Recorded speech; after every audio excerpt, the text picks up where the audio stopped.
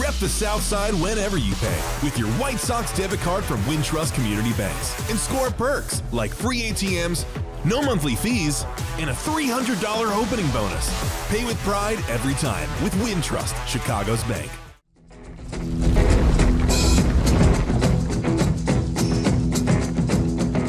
Hey everybody, it's 𝗪𝗏. Welcome to the White Sox podcast, brought to you, as always, by our great friends at Wintrust, Chicago's bank. Show your team pride with the White Sox debit card. Get yours at wintrust.com/Sox. Member FDIC, EHL lender. Okay, so when the White Sox started the rebuild 2 years ago, they didn't just change the front office, they changed the philosophy or philosophies in the entire baseball department: scouting, player development, analytics, coaching, communication, etc.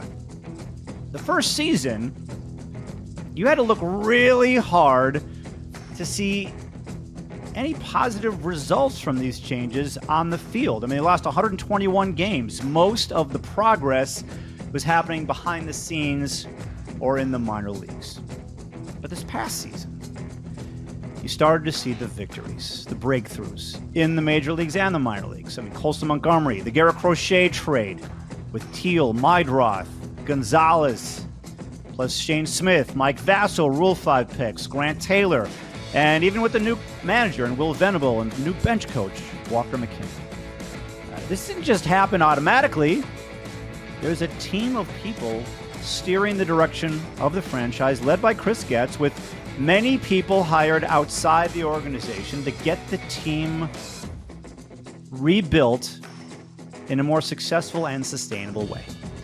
One of those hires is Gene Watson, Director of Player Personnel, who spent 25, maybe it was 28 years in the major leagues with the Braves, the Marlins, the Royals, and the Padres, and he is back on the podcast to talk about where the White Sox are right now and where they're heading. There's a lot of inside information about how the White Sox are doing their business on the field and off the field that you're going to learn and I think appreciate what the White Sox are doing. And Gene is here to talk all about it. Here we go. All right, joining me on the podcast, back on the podcast, it's Gene Watson, who is actually in Arizona. He's scouting the Arizona Fall League. How you doing there, Gene? Everything's great, Chuck. Good to see you, man. How are you? I'm good. I have so many things I want to talk to you about. And I guess I'll just start with, how would you, as the Director of Player Personnel, sum up the 2025 season for the White Sox? Well, you know, it's certainly progress. Our goal when we got here was to win a world championship, and that is something that we continue to strive for every day. We talk about it. It resonates throughout the organization. We feel like we've made improvements, especially with the player personnel. We're very excited about Will and his staff and where it's moving forward. 19 games is a lot to improve on in a season, but the push to get to the playoffs and win a world championship is still at the forefront for us and something we think about every day. Where are the White Sox as an organization right now versus when you arrived here 2 years ago? I think we've come a long way. You know, what's unique about our front office is, we just communicate so well. When you talk about the spokes of the wheel between amateur and pro scouting, player development, research and development, sports science, the amateur department, international department, there's just a great synergy within the departments. We're very open with each other about where we are with things. We're constantly communicating. And, one of the benefits that I believe we have as an organization is when Chris Getz, our general manager, major league player, Josh Barfield, major league player, Phil Nevin, major league player, Brian Bannister, major league player, Tony La Russa, heavily involved, Hall of Fame manager, Jim Thome, Hall of Fame player. And so when you have that perspective and that lens every day reigning over your organization, you're going to tend to make a lot of very good decisions. We have a tremendous sports science group led by Jeff Head. We've got a tremendous R&D group led by Matt Grabowski and Zach Jones. And we're constantly talking about players and process and what we're going to do to improve this organization every day. And that's really to be able to watch that grow has been a lot of fun over the past 2 seasons. How would you define a White Sox player? A White Sox player you guys have signed, drafted, looking to acquire. I think we're starting to see it, but I want to know if there is some overriding thing that when you guys get in a room, what are you looking for? Who is the White Sox? Who are the White Sox now and going forward? Well, I think when you look at the acquisitions that we've made, there's certainly a level of toughness to that player, certainly a level of edge to the player, but we like guys that are baseball players that are going to come to play every day and be great teammates. I think you've seen that in the trade process. I think you've definitely seen that in the draft process, where we're looking for baseball players that are great teammates that come to play with each other every day. And when you have a major league coaching staff like we do that can oversee that and make the players accountable to themselves, which is one thing that Will has done a tremendous job of, is making that clubhouse be accountable to each other. And when you have a group of young players that grow together at the major league level and experience different things in their life together, it can be nothing but good when the guys are looking at each other and connecting the dots on accountability and truly holding each other accountable to a standard of play that we expect in Chicago. All right, so you've been a scout for what, 25 years? How many years? Oh my gosh, this would be 93. So what is that? That's 28 years. Yeah. Okay. 28 years. Yeah. All right. So you've scouted hundreds, thousands of players. All right. And you're looking for winning players. How do you scout a winning player? What are you looking for? What are they telling you? What are they showing you besides, oh, he hit a home run? No. What are you looking for specifically? I think you've got to get to know the heart and the mind of the player first of all. I think that it's a miracle to play at the major league level. I think you can look at international signs in the drafts and guys that were can't miss prospects that it just didn't work for them. I think there's a level of adversity that every player has gone through, either on the field or off the field, that they overcome. It's just an internal fire.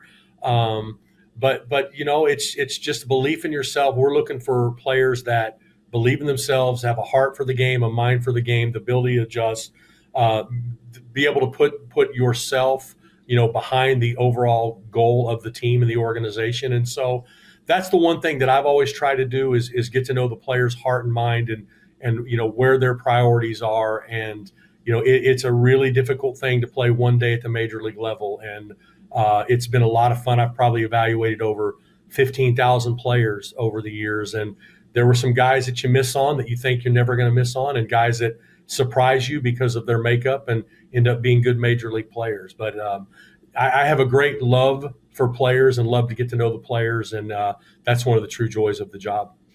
So this young core that came up, rookie core that came up this past season, and I've talked about this on the show with 𝗦𝗏 and on this podcast, and I want to get your take on it because you've been in the game a long time with different organizations. I don't recall seeing a rookie class like the White Sox had, all of them contributing. I mean, Teal, Meidroth, Colson Montgomery, Shane Smith, Mike Vasil, Edgar Quero, Grant Taylor doing this in one season. Have you? Is there some kind of rookie class that you can compare it to that you were even either a part of or that you saw on another team in your career? Well, I think the young class that we had in Kansas City with 𝗵𝗏 and Hosmer and those guys was very good. I don't think there was the volume and depth of it there that we have here, but I think it speaks to, again, the manner in which we're identifying the players and the aggressiveness in which we're acquiring these players. And when you get guys that love to play the game and have a heart for each other, you have a chance to see the small improvements that we saw this year. It's not easy, especially in a city the size of Chicago, to get to the major league level, and then you have so much that you have to manage off the field. Where are you living? You getting your family comfortable, getting to the ballpark, the demands of ticket requests and the demands of media requests and appearances, and you're doing all that and trying to keep your head above water on the field. And I think that we did a tremendous job of that. I can't wait to watch these guys continue to grow with each other, for each other, get married, have families, start to make money, and just see how they manage its success. And it's going to be a lot of fun to watch this core group grow together. All right, so your 2 Rule 5 picks of the year. I mean, this is like a movie. Shane Smith, Mike Vasil, they combined, I looked it up today, they combined for 247 innings and a 5.3 WAR in the major leagues. Can you take me behind the scenes of what it took to get them? Obviously, Shane Smith was the #1 pick in the Rule 5 draft, but you didn't just pick him. There was scouting that went behind that, and getting Mike Vasil at the last minute right before the regular season, and look what he became. Well, there are certainly processes to it. I don't think that any one area takes credit for the acquisitions. I think, as you begin to filter down the lists of Rule 5, I mean, we're out here in the Fall League right now. We're scouting all the Rule 5 eligible players. We did it certainly throughout the season. The research and development component is a big part of it, because you're not just talking about the skill set of the player. What are the things, how has he performed? What are the things that we identify from a research and development standpoint that we think are good and that we can continue to grow on? Certainly our pitching director, Brian Bannister, has input. We have a number of input. What was so great about the 2 picks is you kind of run these exercises independent of each other, and then you come together and you present the information in the best possible form that you can, and Chris makes a decision. And so, while we're always growing and continue to grow and evolve as a group, we're pretty excited about our processes that led to the drafting of Shane Smith and to the acquisition of Mike Vasil. And it's something that we're going to continue to grow on and work on in the future. But it's never one thing or the other. It's a collective whole. And, all of our successes are tied together. And we're certainly proud of those 2 players this year. All right. I want to go into the Garrett Crochet trade with you, because you trade away, a Cy Young caliber pitcher.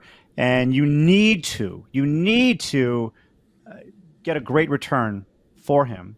And here we are, less than a year later. It's Kyle Teel, it's Chase Meidroth, it's Braden Montgomery, it's Wickleman Gonzalez. How do you assess that trade 1 year later? Very excited about it. And I think it plays more to the decision of Chris Getz. I remember the day he called me in spring training in 24 and said, "Hey, what do you think about Crochet being a starter?" I mean, it was his vision of that, for the player to even get this thing off the ground. And so Chris, believing that Garrett could be a starter, and Garrett buying into the overall plan for him and the way they managed that on the backside of 24 and increasing his value was absolutely huge when you talk about what the return was. From there, it kind of gets down to, the number of teams that you feel like are going to go for it. They're going to try to win a world championship. And Boston was certainly one of those clubs, as there were others as well. And we did a great job of scouting the systems, working with research and development, sports science on the medicals of the players to kind of have a target list. And then you're sitting in the, in the war room in the winter meetings, and it begins to play out on the board, and you start to, break the trades down and where are we at? What do we like the most? And, we were fortunate that Boston was in competition mode and not, process and finance mode. They're playing to win a world championship, and they certainly did a tremendous job in the trade. But we're also very excited about our return, and it was a deal that we were really prepared for. Yeah. How did you come up with those 4 guys?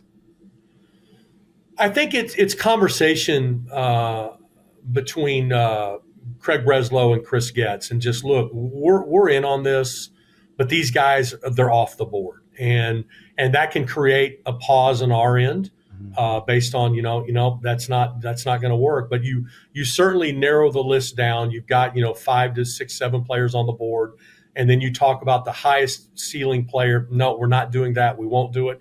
And then you just begin to work down the board as to, okay, this is kind of the line in the sand for us from a ceiling standpoint, that first player on the board. And, sometimes you get 2 on the back end because they won't do one of the bigger players at the top of the board. But we were certainly excited and pleased with the deal. And it was an old school baseball trade. Two former major league players that love to compete, making the trade. And it was a great trade for both teams. The Miguel Vargas trade got panned after it happened, and certainly after Miguel struggled last season. But here we are a year after that one. And I know you've been a big fan. How long have you known Miguel Vargas for? Well, he was a target for us in Kansas City all the way up. We constantly talked about him as being one of the, when you get into the really large market clubs that have very good systems and you begin to identify for them to improve their club, this is a potential target to go after, just based on how they fit the major league team. He was a pretty big target for us. And so when we came over here, he became a very big target for us. And the thing that I will say, and it's, there's a lot of psychology to this. And when you talk about, Miguel being one of the top rated prospects in the Dodger system, world championship organization, world championship roster, surrounded by the players that he was surrounded by, the big stars. And then you get traded. And again, our front office understanding what that feels like to be traded to another organization. There's a lot of psychology to that. And you go from, a world championship organization with star power all over the lineup to, arguably, the worst team in baseball and a growing 26-man roster. And so you got to let him get comfortable. It takes a little time. You don't just change organizations, coaches, managers, cities, talent around you, and it just take off. It takes a little time, and you got to be patient. And we don't feel like Miguel has reached his ceiling yet. We feel like there's still a lot of growth there, and we believe in him, and we're looking forward to the future with him. All right, I want to ask you about the other two guys in the deal. 𝗵𝗂. He had a big season in Winston-Salem this year, right? Yeah, 𝗵𝗂 can really hit. I mean, he's got the skill set, bat to ball skills, and he likes to swing the bat, and he's certainly done well. And Albertus has had the injuries since coming over, and still waiting to get him to get healthy and get on the field. Yeah, wait, is he still dealing with his broken leg? What's his status? Yeah, still some lower body injuries. Yeah. Okay. The season arc of Colson Montgomery. What a story, what a roller coaster it was, and what an ending that he had, or whatever, the middle of the season to the end of the season. How do you assess his season? I think it's incredible what he did, and again, we're going to speak to the heart of the player. I don't think anybody had it on their bingo card that he was going to come in and struggle for 55 games at the AAA level and then have to go to Arizona and completely hit the reset button. I've only seen it one other time in my career, and it was Roy Halladay when they sent him all the way back to Dunedin just to hit the reset button. But the work that it takes and the pride that you have to swallow to even say, you know what, I'm going to buy into this. And Colson was unbelievable. Went back to Arizona, worked with Ryan Fuller in our hitting group, did all the necessary things to get himself right mentally, physically, with a plan. And even when you do that, because Chuck, it's AAA to the major league level is here to the moon now. It's such a big jump. And, it could be the best player in minor league baseball, and they come to the major league level, and you just don't know how it's going to translate. And Colson just did such an amazing job of 55 games, 218, really struggling to go back to Arizona, hit the reset button, buy in to what the vision was for him with an offensive plan, and then to go back to the major league level and do what he did is remarkable. And we're super excited, not only with what his offensive capabilities could be, but the way he played shortstop. He did a great job, and we're certainly excited about that. But truly, in my time in the game, I've only seen it one other time where there was the makeup to battle through it, the buy-in, doing the work, and getting back and producing the way he did. All right, so you guys, I assume by now, have had a meeting about off-season plans as a front office. Has that taken place? Well, we've had conversations as to what there's a lot going on right now. We've certainly, had a lot of conversations about what we'd like to do. We've got all of our scouts in winter ball right now, all of the scouts out here in the fall league. We're constant conversations with our group on potential targets. But, those conversations will continue to move throughout the playoffs. And as the World Series ends, then you begin to go to work on it. Yeah. So what would you say are the White Sox most pressing needs at the major league level right now? Well, I don't think that you can ever, disregard any vehicle, whether it's pitching or defense or offense or bullpen. I think you're constantly evaluating the players that are available in those markets and the guys that could be fits for you. So I think you're constantly looking every area of your club and hopeful to improve that area, and we're certainly doing that right now. All right. Well, I'm assuming you guys are going to be looking for veteran leadership because Michael A. Taylor has retired, and that leaves a little hole there. When you're adding veterans like that, what intangibles are you looking for? What are you guys searching for? Yeah, I think those conversations are had over the winter. You begin to identify, the league, everybody knows everybody in the league. Coaches talk, managers talk, scouts certainly talk, front offices talk. You get a good feel for who the better leader makeup guys are, and when you're talking about, our young group and how talented it is and what the ceiling of it is, you certainly want to surround them with guys that are going to come up and continue to lift them up while contributing to the major league level and helping us win. And so, we're looking for the same thing that we've had, great makeup guys that are good teammates that as, the journey continues for this young core and, you begin to manage success a little bit more in a large market, those pitfalls that can come with that. You want to surround this young core with guys that have been there and done that can recognize, where a player is going down a certain path. Hey, let's sit down and talk about this. And so we're constantly evaluating every player, what their makeup is and how they fit, almost even more in the clubhouse than on the field, but certainly both are very important. Yeah. So when you get into a meeting, do you have on a sheet of paper, a list, these are my guys that I want us to target? And obviously it's a collaborative thing. There it is. There it is. There's the list. Yeah. And that's the fun part as you go throughout the season, you're in the major leagues early, you go through the minor leagues, you go to the DSL, you come back to the minor leagues, you're back in the major leagues in September. You're constantly rolling out of a team, an organization, a city, and going, okay, this guy might be a fit for us. Okay, this guy should be a target for us. And you just present the reasons why, whether it's intangibly with the makeup or certainly the performance on the field, but you're constantly have a running list. And I would tell you that everybody in our front office has a running list of players that they believe are fits, and you come together collectively and you present the players, and Jen Wong and Josh Barfield, get on the calls with the agents and start to present our vision for the player in the city of Chicago, for the Chicago White Sox. And in the end, you hope for the very best at the end of it. So who's on Gene Watson's list? Are those free agents you have and trade targets? Yeah, that's the one thing you really try to do is you come out of covering a club and you go, okay, you assume nothing, you present everything, but you try to come, I term it evaluations, information, and ideas. Those are the three things that you're trying to come out of when you see every club. You want to get the evaluations right, blend it into what the R&D vision of it is, blend it into the sports science component of it. And then you're coming out with information. You're talking to people constantly within the organizations, with media members, friends you have within the organization, that where maybe an idea can come from. Hey, is this something you guys might consider talking about? Yeah, you know what? We might. And so you continue to have those conversations. And then certainly the ideas are a big component of it, because there's really no bad ideas, and you can sometimes come up with some pretty good trade ideas and concepts to improve your club. Yeah. For people who don't know this, Gene is one of the most connected men in baseball. Your Rolodex. There's no such thing as a Rolodex anymore.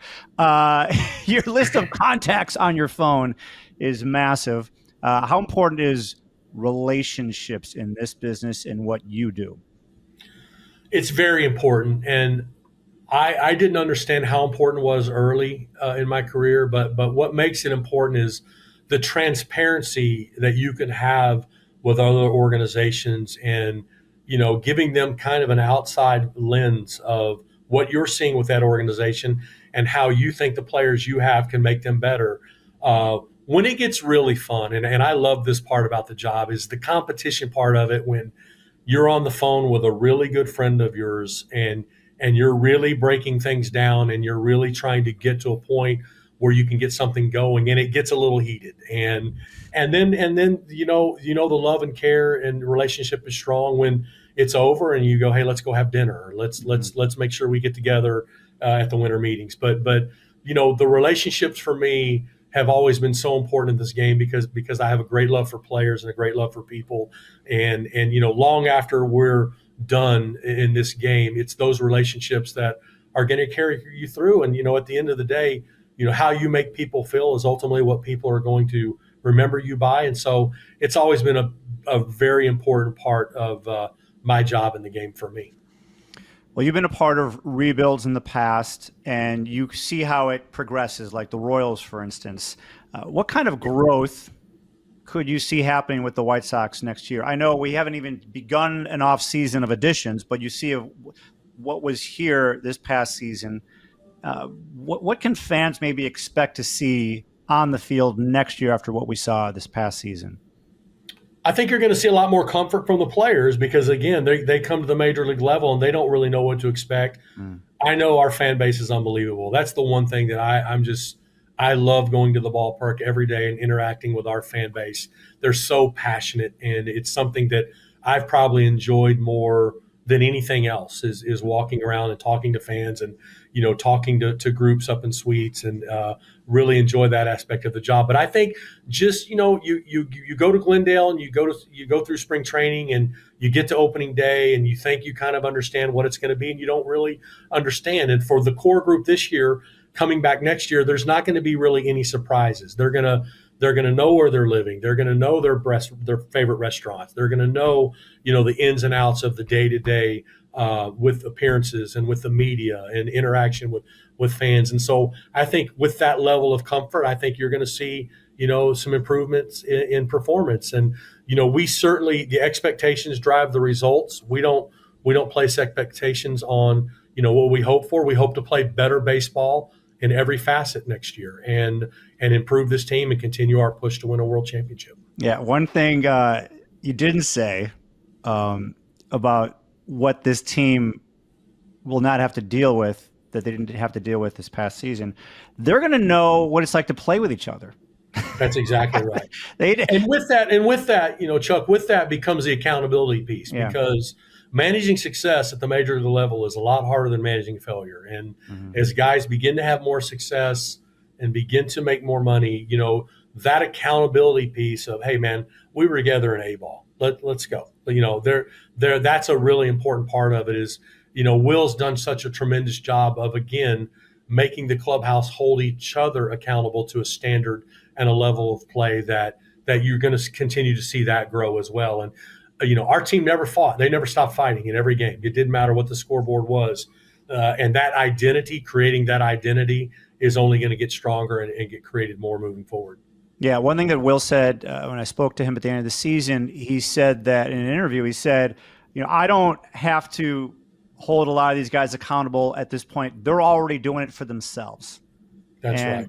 That was missing. That was lacking. And I don't know how it all works. I can guess to the players who are doing it, but the fact that they are doing it is a huge plus for this team as a team, right? And I'll give you a little story from spring training. It's one of the colder mornings in spring training in Glendale, and Kyle Teal comes out. He's got the hoodie and the jacket and the beanie on and his batting gloves, and he walks up to me and he grips his bat and he looks at me and he goes, "Smells like October baseball." And I mean, that's the mindset of that young man. And when you've got that, driving the clubhouse and resonating throughout a 26-man roster, you're moving in the right direction. Love that. I want to talk about the draft lottery. This is fascinating to me. So you guys have the highest percentage for the number one pick, 27%, which, by the way, everyone listening and watching, that means there's a 73% chance you're not going to get the number one pick. I think it's so easy to think they're going to get the number one pick. No, they're not. I mean, they could, but don't have all those expectations. And you are doing a lot of scouting for this, right? Well, I assist Mike Shirley in his department leading into the draft. Yeah, certainly. But it is it's one of the more unpredictable things that you can. I think you're constantly hoping for the very, very best, but we're going to be prepared wherever we pick. We're going to be prepared to make the best possible selection that we can make. To be 1-1 would be amazing, but you can never predict these things, and so we're going to be prepared to make the pick. And we were certainly excited about this past draft and how things fell for us. And so I don't get wrapped up into that. It's just we're going to be prepared to make that pick whenever it's made. Yeah, obviously Mike Shirley runs that department, but as your position with the team, where do you fall in terms of your interaction with him and in the decision-making process?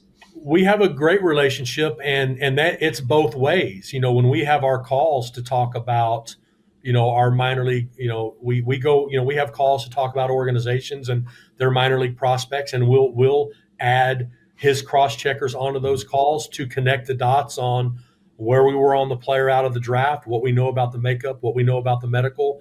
And so that systems thinking, that interaction between each other is great. I love Mike. We have a great relationship, and just the synergy within that department for everybody to have a voice and to get to the right player. And one of the things that we felt like we were prepared for this year was one of those players that was supposed to go top 5 or 6 falling down the draft board, and that's exactly what happened. And we're certainly super excited about Billy Carlson and his skill set, especially defensively, but he's assimilated into professional baseball. Excellent. But no, we Mike and I have a great relationship. We communicate all the time. I certainly involve his group in my activities and vice versa. And when you can have great track record on the history of the player, and you might be able to dive into something that a guy got off to a really bad start in pro ball, and this is the reason why, but he's playing well now and he's trending upward, and this is a guy that we could possibly acquire. All of that information is super, super important to having in getting into the acquisition. All right, so the lottery will take place at the winter meetings, and you can go to tankathon.com, by the way, and you can do a simulation to see where you're going to pick. Do you want? How we do it? I did it. I've done it several times. I think I find it fascinating. Do you want to hear how you guys did this morning? Yes. When I did it? Okay. So I did it. I hit the button 10 times. So everybody, this is potentially. I mean, I did it like a few months ago, and there was one time that you guys drafted 7th. Hopefully that doesn't happen. Yeah, but let's hope for the best on that. That's very rare. But here's what you guys got: 2nd, 4th, 1st, 3rd, 1st, 1st, 3rd, 4th, 4th. Yeah. So that should be your wherever it is, we're going to be prepared to take the best possible player. That's what I know. I'm sure. By the way, the Mets one time got the first pick with a 0.67% chance. It's amazing. Amazing. So, a few more things. You're at the AFL, Arizona Fall League. Some of the big names for the Sox, there's Hagen Smith, Sam Antonacci, Ryan Galaney. Braden Montgomery, he's got a small fracture in his right foot. Is he going to be playing in the Arizona Fall League? He is. He's about a week away, and we're certainly excited about Braden. And, this was a guy that was in consideration for our first pick. He is an incredible person, first and foremost. And I tell everybody, he's going to be really, really successful at the major league level, on and off the field from an endorsement standpoint. He's just a super bright, super intelligent kid and very, very talented. And we're excited for him to be out here. He's probably a week away. Hagen Smith is going to throw tonight over in Surprise. I'm going to be heading there from here. And Sam Antonacci, I had a chance to see play for the first time yesterday, and you talk about a fireball on the field, and just a pure gamer, loves to play the game, runs every ball out, made a couple of very nice defensive plays, and he can swing the bat. And so those are 3 guys we're super excited about. And it's great that they get to come out here and be a part of this, because you get that extra month and a half of play added to your season.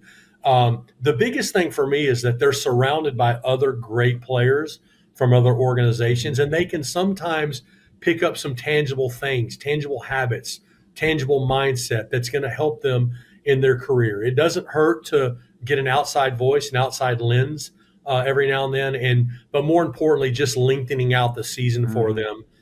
Because, October baseball is coming in our near future, and for them to be able to, play a longer season and fill that grind into October is very, very important. I love it. This is my 25th fall league, and there have been a lot of great players. The players that embrace it and make the most of it always tend to have more success at the major league level than the ones that are here just to go through the motions and get through the schedule. Oh, I would love it. I would take advantage of this. This is going to sound like the wrong word, but in a way, it's like getting the cheat code. It's like you get to go in and just get intel from all these other players, from all these other organizations. Because as good as your organization might be, you don't have all the answers. No team, no franchise has all the answers, and you can just get all this intel from other teams. I would just be like, give it to me. And I could see the guys that you have here, like Sam Antonacci, I could see him taking advantage of that. Yeah, and it's a player's game. It's forever going to be a player's game, and they have a lot of respect for each other, and so there's a lot of transparency there between the players. They got to be teammates with these guys now, and so that can make these guys better. And I've never seen it where the players that came out here and embraced it and made the most of it didn't have success at the major league level. It's really a great league to cover and to watch these kids grow at the major league level. All right, finally, I got some rapid fire questions for you, Gene, about scouting. Best trait you can see in a player right away? It would be the Wade Davis and James Shields deal in the winter meetings in 2012 when we traded Patrick Leonard, Will Smith, Mike Montgomery, and Jake Odorizzi for those two. And, the story is told. It's in a book. I met with 𝗵𝗶𝗹 𝗟𝗶 at 2:00 in the morning in my pajamas. And we narrowed down the pool of players, and the trade was executed probably 36 hours later. But that trade certainly led to a World Series and one of the better trades to be a part of. So it's funny. I actually said the word trait, and you heard trade, but I didn't even think about trade. I'm sorry. That's a great. I'm glad you heard me say trade. So that's a great answer. How about trait? Like characteristic. Like what characteristic when you're looking at the player and you're like, that's elite. We need that. I think it's just that internal fire. I think that it's the player that's just they're just so self-driven, and they don't even have to be. I mean, you can look around the league and see where guys are great players and not the greatest teammates. But just that inner fire of being able to adjust.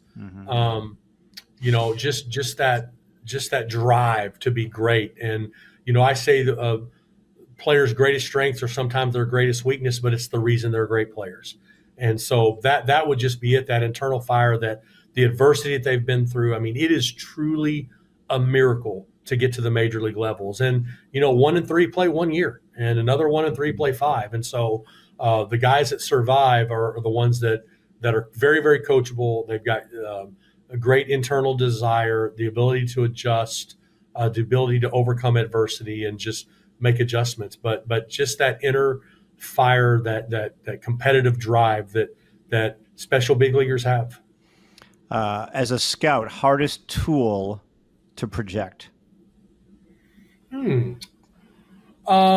Probably the power tool, because contact is so much a part of it.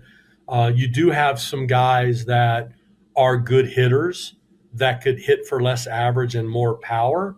I think we're kind of selling out for power right now as an industry. I think the contact skills are important, but I think the really good hitters can go, a little less average and sell out for more power. So I'm going to say power is probably the toughest one. Okay. What is more difficult, evaluating a 17-year-old high schooler or a AAA player, whether he's ready for the majors? No question, a 17-year-old high school player, because you're talking about time, money, really believing in a vision for the player, them being able to simulate to being in Arizona or Florida, being around players that don't even know where you're from, that are all equally as good as you, and the the mental mindset that it takes to assimilate into that and gravitate into that. You just never know. And there are thousands and thousands of examples where, I mean, the roadside is littered with players that were can't miss, that got into pro ball and just couldn't assimilate into the culture and the environment. So it is no question that is the tougher player to evaluate. Yeah, that's why John Q, sportscaster here, would never draft any high schoolers in the early part of the draft. I'd be like, I don't know you. You don't even know yourself. You and I are different though, because I'd rather bring them in and just let's teach them the game. Let's every fundamental of the game the proper way, and you're not reprogramming. And so I think if you're getting the right guys with great makeup that love to play and have a heart for their teammates, you got a chance to get a lot of ceiling out of those players. See, this is why you do what you do, and I do what I do. but I also listen and I hear what you say, and now I'm going to store that in my head and remember, yeah, that's why didn't I think of that? Oh, because I'm a sportscaster. I don't do this for a living. A couple more. Data or gut feeling? What wins more arguments in the room? Data, analytics, or gut? I think every acquisition is independent of itself. I think that track record with a player is very, very important. How the player is trending is very, very important. I've had a lot of players that I believed in and like, there's no way we shouldn't acquire this guy. It's can't miss. It's going to make us better. And it was a huge swing and miss. I've had players where you have long history with the player. You see the player trending upward, you get them, and they absolutely take off because they're getting opportunity. The mindset is we'd rather present all the information and need it than need any of it and not have it. And so it's literally a group think, group process, and there's no wins or losses. All of our successes are tied together. We're going to work together to make a decision. And some days they're more scout driven, and some days they're more data driven based on what Chris believes is the best decision for the organization. But there is no us versus them. It's a we, and it's great synergy. And we're certainly use every piece of information from the amateur department to the pro department to R&D, sports science. We're using all of it to make a decision every day. Yeah, you guys seem to be very aligned as a front office and all various departments. All right, two more. Most important quality in a big leaguer that most fans don't see on paper. I think it's the ability to just focus and eliminate, like, it's a lot of noise from the time you wake up to the time you go to bed, from the demands on your lifestyle, the demands on your family, the demands, publicly. I just have such a love for players and respect for major league players because it is a lot to manage. And every day is a little bit different based on what happens on the field. Everything is different based on the fan base, the media. And it's just, I think it's just the inner drive, they just have a way of managing and compartmentalizing what's important and what's not. And it is so hard to be a major league player with the demands today and social media and expectations of the fan base. And I have so much great admiration for all of them because it is an incredibly difficult job. And finally, how close would you say the White Sox are from having a consistent competitive pipeline coming from the minors to the majors to sustain whatever is going on in the major leagues and going on having a winning era for the Sox and a sustainable one? Yeah, I think we've still got work to do. We've done a very nice job in 2 years. When you look at the trades we've made, the Rule 5 picks that we've made, what we've done in the draft the last 2 years, and certainly it's taking notice. We get calls from organizations all the time about how it's getting better. But again, Chuck, our goal is to win a world championship, and we're certainly going to continue to do the very best we can in the Rule 5 through free agency, through the draft, internationally. I mean, they're all spokes of the wheel that are very, very important, and you can't have one weak spoke. They've all got to be very, very strong. And so we are very excited about the progress and the improvement we've made in a year. But we have a lot of work to do, and we all know that. But But the goal is not to be 500. The goal is not to get to the first round and get eliminated. Our goal is to prepare to win a world championship. And that comes at a cost financially. It comes at a cost in your minor league system when you're making trades at the deadline. And that's certainly what we're waking up for every day to do. And I know it seems like it's such a big mountain, but talking about it and it resonating throughout the organization is something you have to do if you're going to get there. And it's something that we're doing right now. I've been a part of 4 rebuilds to 4 World Series, and that belief that you're going to get there is paramount. And that's certainly, something that we're focused on. We're not taking any bows. We got a lot of work to do. And that's what we're focused on every day, is improving this team every day, every way we possibly can to deliver a championship to our fans in our city. All right. Awesome. Gene Watson, thank you for the knowledge and perspective, your wisdom, your stories, and your hope. It's better days are here, better days are ahead, and I appreciate all the work that you and your staff is doing to make this happen. Appreciate you, Chuck. Thanks so much for having me. All right. Gene Watson here on the White Sox podcast. Hawk Harrelson, take it away. All right, Chuck, this edition of the White Sox podcast is over.